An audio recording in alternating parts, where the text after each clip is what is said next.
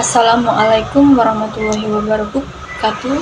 Perkenalkan, nama saya Rani, NIM 13 2023 Di sini saya ingin mempresentasikan yang berjudul membandingkan antara konstitusi bangsa Indonesia dengan bangsa Afrika Selatan. Langsung saja masuk ke pembahasan, yaitu satu, persamaan. Negara demokrasi, kedua negara menjalankan sistem pemerintahan yang demokratis dengan adanya pemilihan umum yang teratur dan sistem multipartai. Yang kedua yaitu perbedaan kekuasaan kehakiman. Indonesia memiliki Mahkamah Agung dan Mahkamah Konstitusi sebagai dua lembaga terpisah. Di Afrika Selatan, Mahkamah Konstitusi berposisi sebagai pengadilan tertinggi yang keputusannya final dan mengikat dalam hal konstitusional. Ada pula perbandingan aspek-aspek konstitusi. Yang kesatu yaitu aspek politik. Perbandingan keduanya adalah negara hukum yang demokratis dengan sistem presidensial, tetapi perbedaan sejarah politik mempengaruhi struktur dan implementasinya.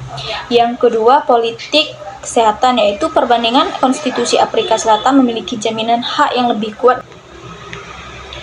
Dan ketiga, aspek pendidikan. Perbandingan keduanya menjamin hak atas pendidikan, tetapi implementasinya menghadapi tantangan yang berbeda. Dan yang keempat, aspek ekonomi.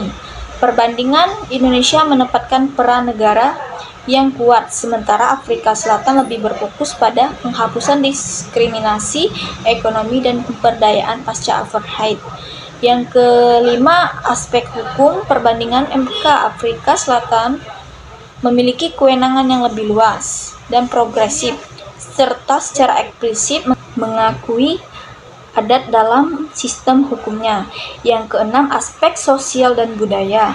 Perbandingan keduanya menjamin kebebasan, tetapi konstitusi Afrika Selatan secara spesifik menekankan perlindungan terhadap keberagaman dan budaya pasca apartheid. Langsung saja masuk ke kesimpulan dan saran.